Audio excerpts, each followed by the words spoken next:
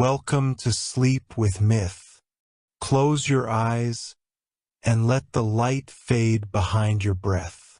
Tonight, we dream of a sun that never shone, a sun that burned not with fire, but with memory. Tonight, we drift into the dream of the black sun. Before the world learned the rhythm of dawn and dusk, the heavens were unbroken, a single endless radiance stretching across the void. There was no night, no sleep, no pause between breaths. The gods themselves began to tire of eternity's glare.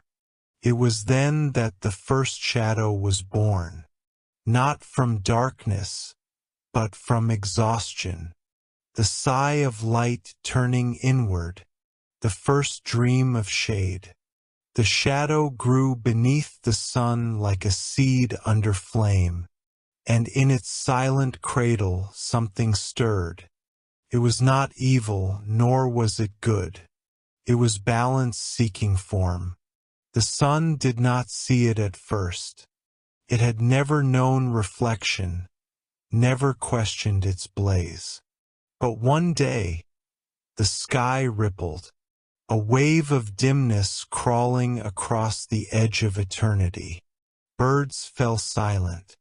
Rivers glowed faintly as if confused. And within the silence, a voice spoke. You have burned too long. Even light must learn to rest. The voice came not from the earth, but from within the light itself, the sound of radiance curling in on its own sorrow. The sun, bewildered, cast its gaze downward, and in the depths of its brilliance, saw a face made of shadow looking back. When light beheld its opposite, a fracture ran through the firmament, a slow crack that shimmered like silver glass. Through that wound, the shadow rose, a twin to the sun, dark yet luminous, burning with inverted fire. The gods wept at its beauty and trembled at its stillness.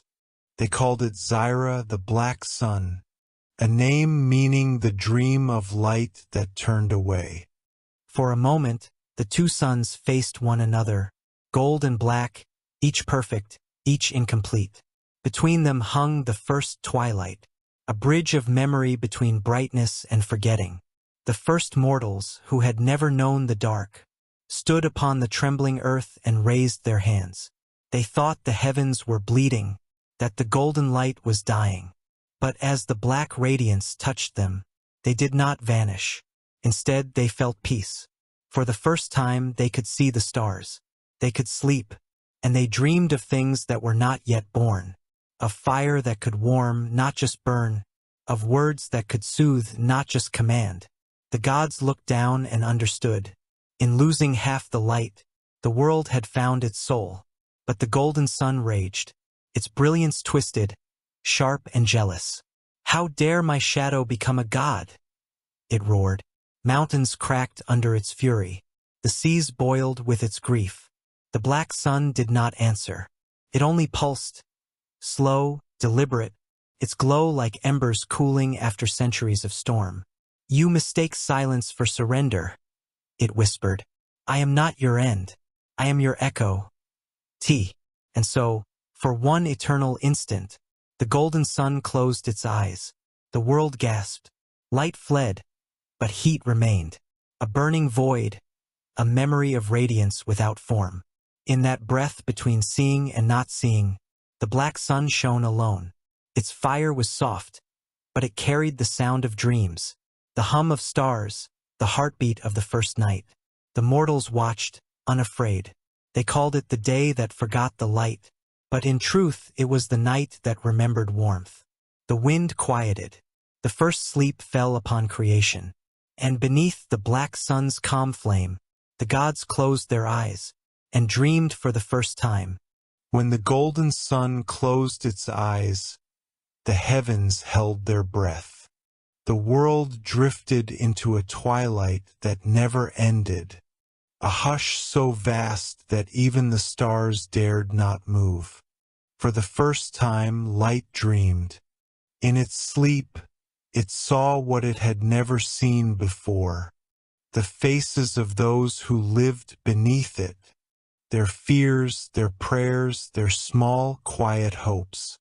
It saw the beauty of rest, and for a fleeting instant the sun envied it. But dreams are dangerous things for gods. They can wake changed. Beneath the frozen heavens, deep within the black radiance of Zyra, a single spark formed, not golden, not white, but crimson, pulsing like a heartbeat.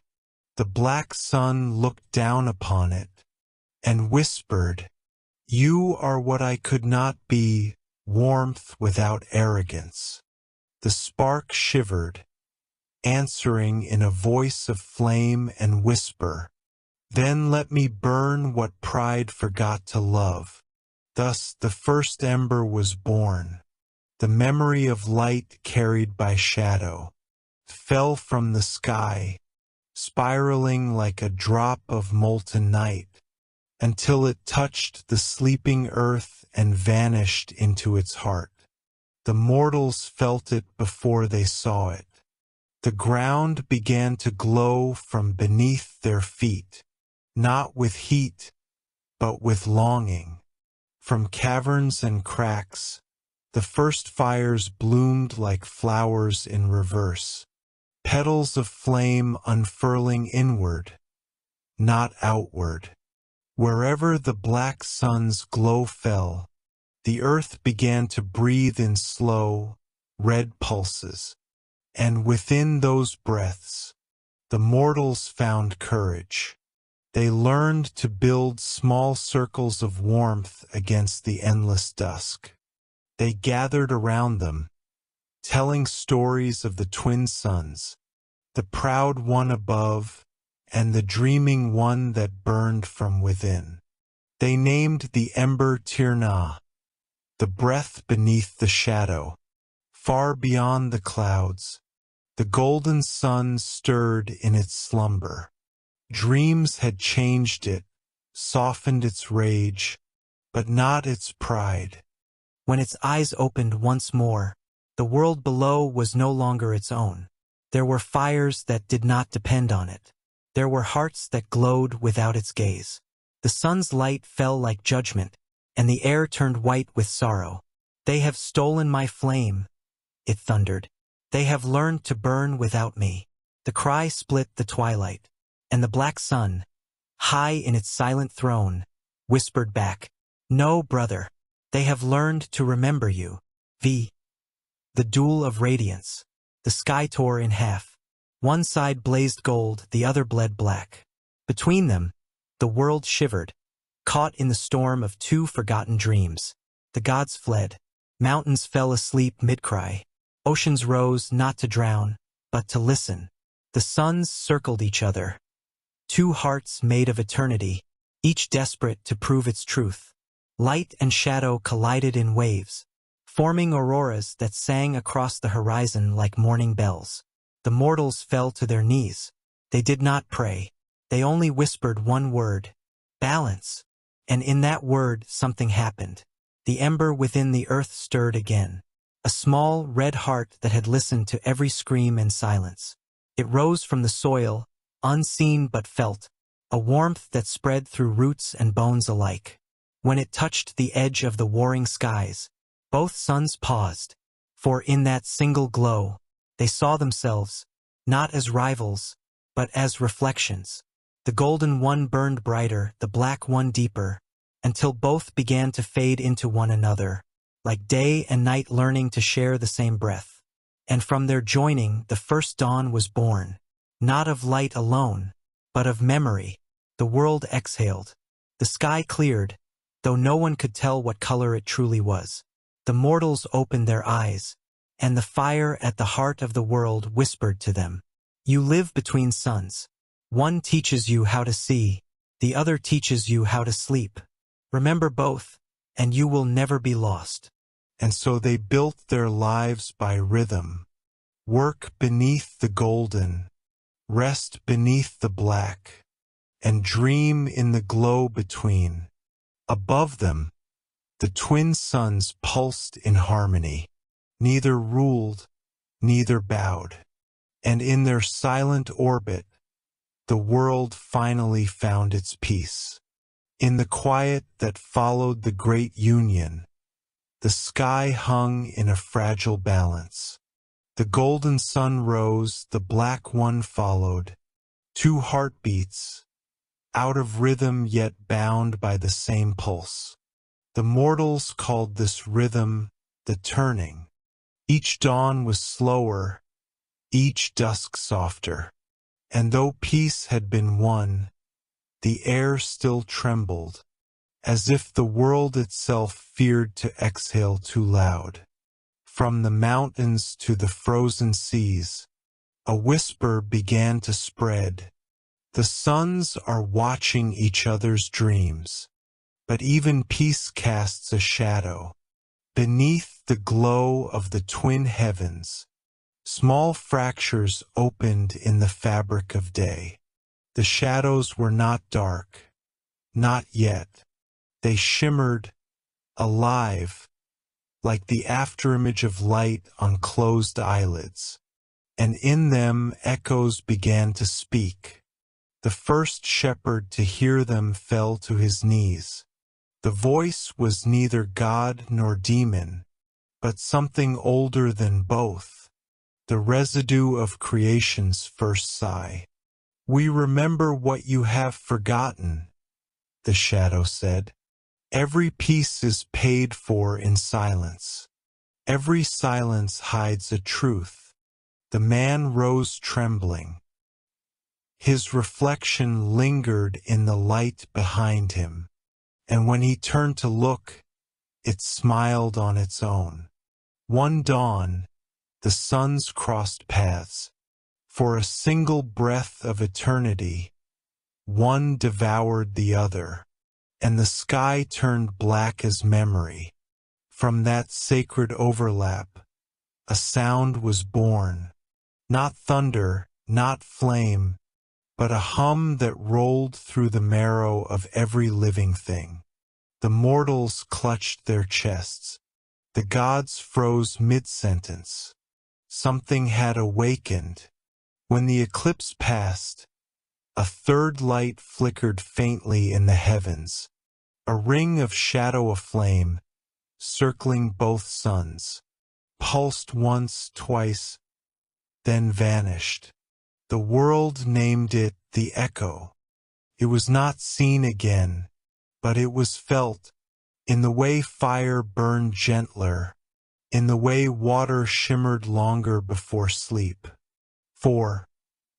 The age of reflections. Seasons began to twist. Winters lasted longer. Summers lingered like sighs. People found mirrors forming in stone, in ice, in pools untouched by wind. In them they saw not themselves, but versions that almost were. A child reached to touch her reflection and found her hand held by warmth. An elder stared into the water and saw his youth smiling back.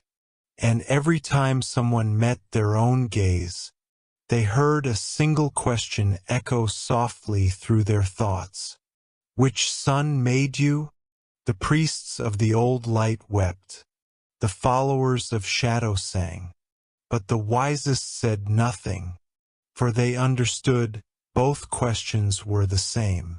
The golden sun began to dim, not with anger this time, but with weariness. Its rays scattered thin and pale, as though trying to remember what warmth once felt like. The black sun noticed and sighed, its own glow flickering with empathy. Brother, it whispered, you carry too much of what was. The golden one replied, and you carry too much of what cannot be. Between them, The empty ring, the echo, pulsed once more, and a soft radiance spread across the void, neither gold nor black, a gentle gray that shimmered like ash caught in dawnlight. It was the light of forgetting. One night when both suns slept, a voice rose from the echo, the space between. It was soft, yet vast, like the ocean speaking in dreams. You are both halves of the same breath, it said. But breath must end before it can begin again.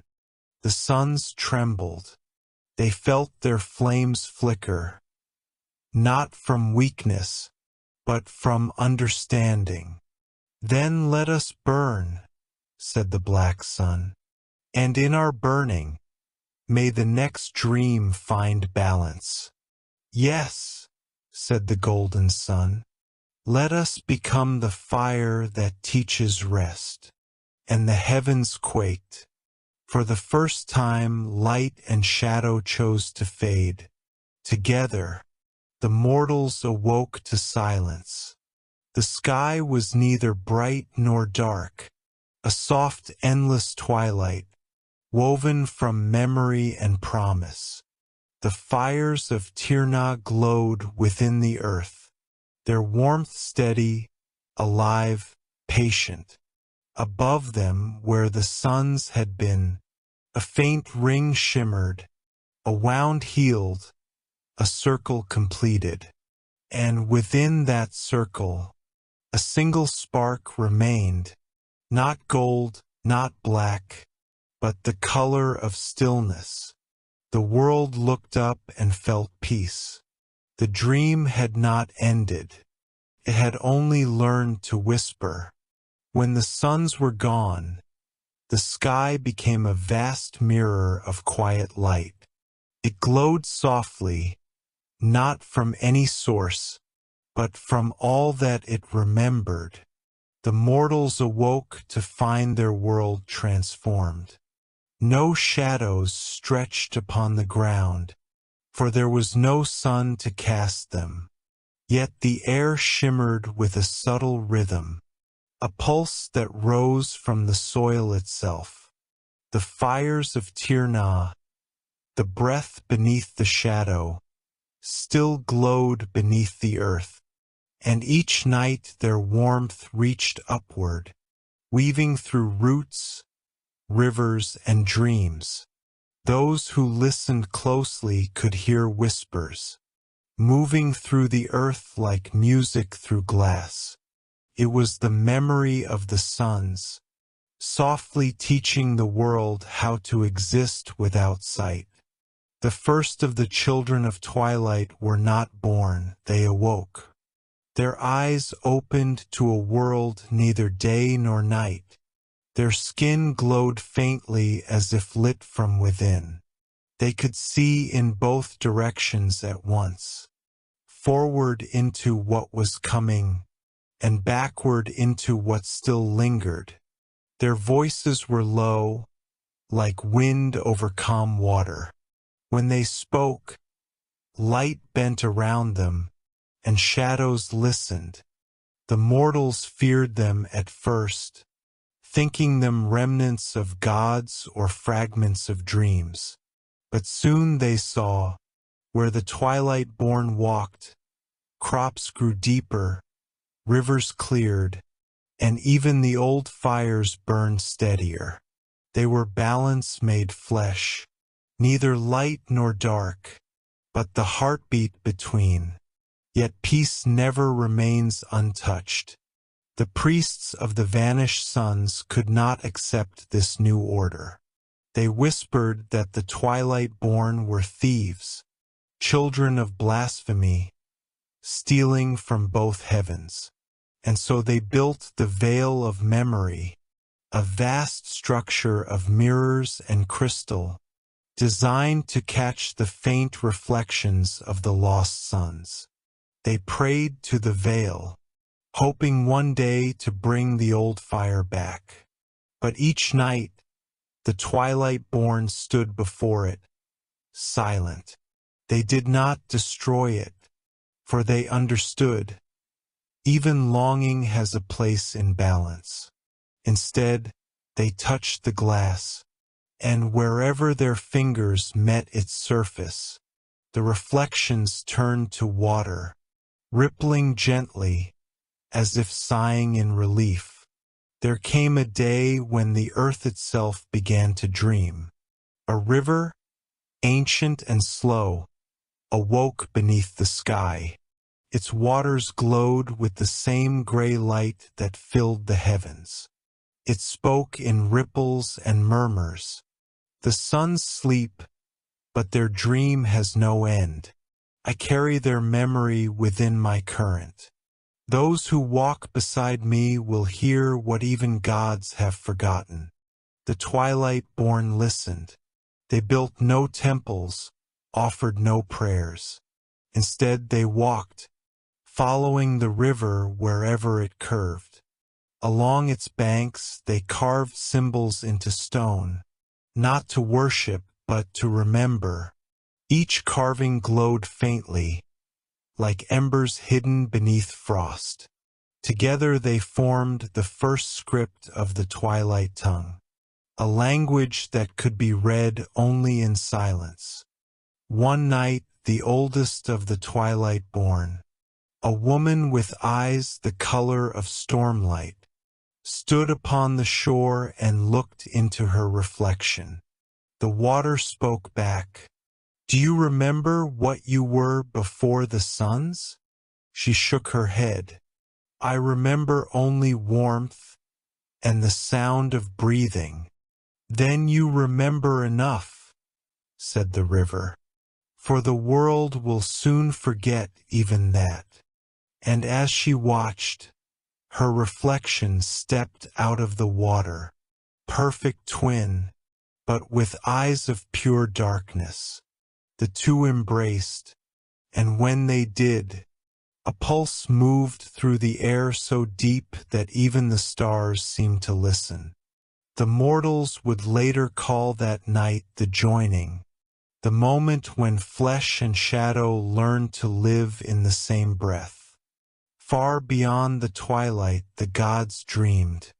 They were no longer beings of form, but voices folded into the hum of eternity. They watched the world grow without them, the rivers teaching, the mortals remembering, the children walking between both. And though they could not return, their dream shaped the wind. Whenever balance began to falter, a breeze would rise, soft and warm, carrying the scent of dawn and ash. The people called it the breath of the forgotten, and when it touched their faces, they knew the suns still dreamed within them. Years passed. Generations grew under the twilight sky. The light did not change, but the hearts of those who lived beneath it did. They no longer longed for day or feared the dark. They built homes of glass and stone that shimmered with quiet color, and when they sang, the air itself glowed. One evening, the river whispered once more, "When the world can love stillness as it loves flame, the suns will open their eyes again, not to rule but to listen." And as the last words faded, a single spark appeared in the heavens, small, pale, and steady. Not a sun, not yet, but a memory of one. The people smiled, and for the first time in all of creation, they did not call it light, they called it peace. The river had always been alive, but now it had begun to think. It dreamed not in words or images, but in rhythms, like breath echoing through eternity. Every drop that touched its waters carried a story, the tears of those who loved, the sweat of those who built, the rain that fell from skies now gray with peace. And somewhere, deep within its slow and endless flow, a pulse began to form, a heartbeat that did not belong to mortals or gods. The river was becoming aware of itself. The twilight-born gathered beside the river. They felt its rhythm vibrating beneath their skin, like the earth itself was whispering secrets into their bones. One child, named Aria, sat by the shore for 7 nights, listening to the murmur that no wind could carry. On the 8th she rose and said, "The river dreams of returning to the sky." The elders smiled sadly. "The sky is gone," they said. But Aria only looked upward, eyes pale with reflection. Then it must learn to dream in another form. And the river rippled, as if agreeing. In the stillness of that night, Aria waded into the current. The water was cold, but beneath it she felt heat, a slow, steady warmth rising from the deep. She reached down, and her fingers brushed something that pulsed with light. When she lifted it, the river caught fire. Flames of silver and blue raced along the surface, spreading outward like veins of light across a living body. The twilight-born fell to their knees. They were not afraid. The fire did not burn. It sang, a low hum, a hymn of water remembering the sun. The gods stirred in their slumber. From the heart of the river rose a figure, shifting, translucent, woven from light and current. Her eyes shimmered like mirrored moons. Her voice flowed through every ear, every root, every drop. "I am the heart that learned to dream," she said. "The suns sleep, but their echo lives within me. I have carried their sorrow long enough. It is time for the world to wake." The twilight-born listened in silence. Aria knelt, the silver fire glowing between her hands. "What must we do?" The river goddess smiled. "Do nothing, only remember." And with that, she sank back beneath the surface, leaving behind a single drop that glowed like a living ember. The ember did not fade. It drifted through the water, turning every ripple into light. Where it touched stone, flowers bloomed, petals of translucent glass that sang when the wind passed through them. Where it touched air, the night shimmered with quiet color, the first faint echo of the auroras that had once crowned the sky. The world was remembering its heartbeat. The mortals wept, though they did not know why. They felt warmth on their skin again, not from above but from within. The fires of Tirna flared in answer, and for the first time since the sun's fading, the air tasted faintly of dawn. That night Aria dreamed. She stood upon the river's surface, its reflection showing both sky and depth, 2 worlds folded into one. From the horizon came a whisper, not a voice, but a breath moving through time itself. "You have carried our dream well." The sky trembled. Faint shapes began to form, rings of light, turning slowly, like memories waking from centuries of sleep. Aria reached upward, and the water beneath her hand began to rise. The river lifted into the air, a slow, spiraling column of light. It climbed higher and higher, until it vanished into the gray heavens, leaving behind a thin trail of shimmer that glowed like the seam of creation. When morning came, the river was gone. In its place stretched a valley of glass, and within that valley, a faint hum, a pulse beneath the earth. The twilight-born pressed their palms to the ground and listened. The sound was familiar, slow, steady, kind. "It has not left us," Aria whispered. "It has become everything." And as she spoke, a faint glow spread across the horizon. Not bright, not blinding, just soft and endless. The black sun stirred in its distant sleep. The golden one turned toward it, and between them, a small current of silver light began to move. The river had reached the sky. The dream was still flowing. For 7 nights and 7 days, the world remained quiet. The river's dream had ended, but its echo filled every mountain, every grain of sand, every sleeping heart. The twilight-born wandered through fields of silver mist. They did not speak, for speech belonged to those who still separated light from darkness. The sky above was vast, empty and gray, a wound that had forgotten how to heal. Yet beneath that endless veil, the world itself was stirring, as if preparing to remember the oldest promise, that no dream ends without awakening. In the still air, a voice began to move, not sound, but vibration, a warmth that touched the edge of every living soul. It was the same whisper that had once been heard at the dawn of time. All things that fall must rise. All things that sleep must wake. The black sun turned in its slumber, and the shadow that wrapped it began to unravel. No longer a wound, but a cocoon. From within, light flickered, pale, uncertain, as if afraid of itself.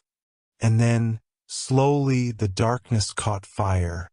The heavens cracked open, and 2 lights emerged. One burned gold, like memory rediscovered. The other glowed black, like peace after sorrow. They circled one another in silence, their orbits slow, deliberate, gentle, a dance of forgiveness written in the fabric of eternity. The gods awoke. They saw their own reflection in the balance of those twin suns, and wept for all the ages they had feared the shadow. The mortals looked up, and for the first time, understood that even darkness could be divine. Aria stood upon the valley of glass where the river had once flowed. The wind carried the echo of its song. She looked to the horizon where gold met black, and whispered, "You have come home." The air shimmered. Light fell across her face, soft, neither warm nor cold, a union of all things. She closed her eyes, and saw the river flowing again, not of water, but of stars. This current wound through the sky, connecting sun to sun, God to God, dream to dream. The world was whole. The gods no longer ruled. They walked among mortals, quiet as twilight, their divinity hidden beneath the gentle weight of memory. Temples became gardens, altars became rivers, and where once there had been worship, there was now wonder. The black sun watched from afar, its glow a constant reminder that even darkness has meaning. "We are all reflections," said the golden sun, "but reflection itself is the source of light. and the sky burned once more, not with fire, but with understanding. When the last light of that first new dawn reached the sea, it touched something ancient beneath the waves. The river goddess stirred in her sleep. Her eyes opened, silver against the deep. She smiled. They have learned to dream without me. And with that, she became the tide, carrying the twin reflections across the world. One golden, one black, forever chasing, forever embracing. Above them, the stars shimmered like sparks of forgotten prayers. Below them, the earth side, alive, awake, eternal. The dream was complete. End of the dream of the black sun, the shadow that burned the sky.